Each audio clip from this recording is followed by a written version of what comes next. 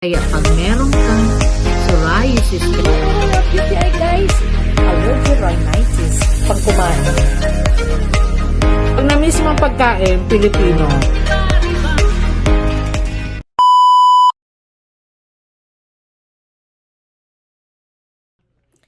Hello mga friends, kumusta kayong lahat?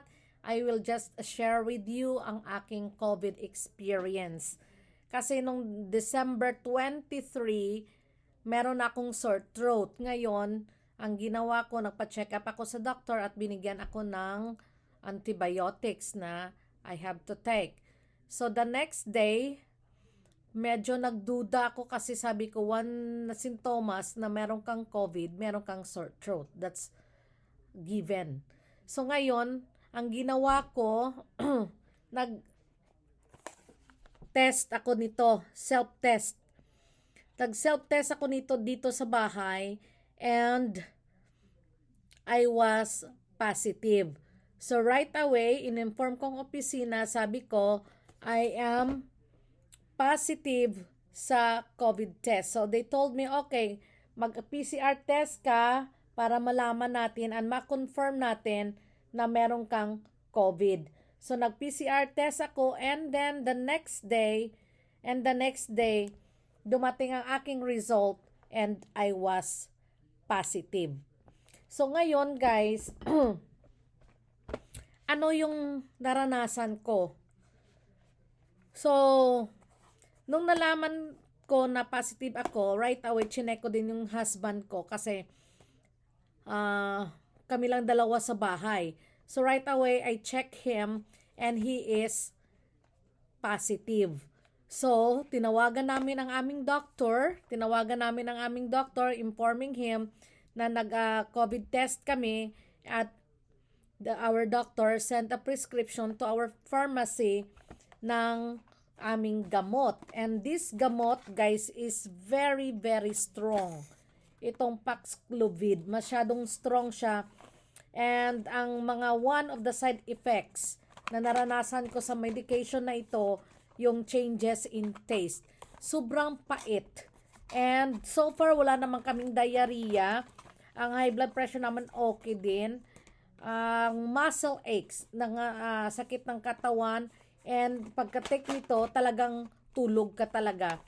At saka ang na-experience pa namin mga ng side effects nito, ang lalamunan mo. Yung lalamunan mo. Kailangan you have to drink plenty of water para hindi ka ma-dehydrate. Now, ang COVID kasi dito, after ng Thanksgiving, 5 patient ko nagkaroon ng COVID.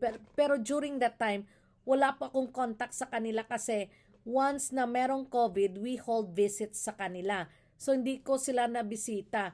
And alam nyo naman, hindi natin alam kung saan ko to nakuha ang aking COVID.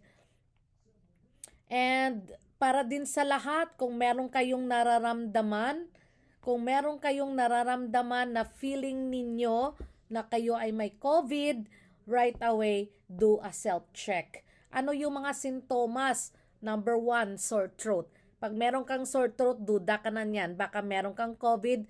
So, try to do a self-check. And ubo. Meron kang cough, meron kang fever, headache, muscle pain, and feeling fatigue or feeling tired. Kaya guys, kung ito ang inyong mga nararamdaman at this time, please help yourself to do a self-check. Kasi it is very important na mabigyan tayo ng treatment ng ating doktor. Today is our 6th day. We feel better, thanks God. And tomorrow, 31, I hope na wala na sakit sa 2023. But we should be grateful sa lahat ng mga blessings na natanggap natin this year. Blessings, trials, problems, tribulations sa buhay natin. We should be grateful. These are all blessings. And as we welcome 2023 with prayers, start our year with prayers, with thanksgiving, And we wish that God bless all heart desires, especially na hindi tayo magkasakit. Ganito lang po, ingat lang lagi tayo, lalong-lalo na nag-change ng weather. Avoid muna tayo ng mga maraming party-party. So, iwas muna tayo. So, thank you and have a wonderful Happy New Year sa inyong lahat. And see you guys sa aking LS sa January.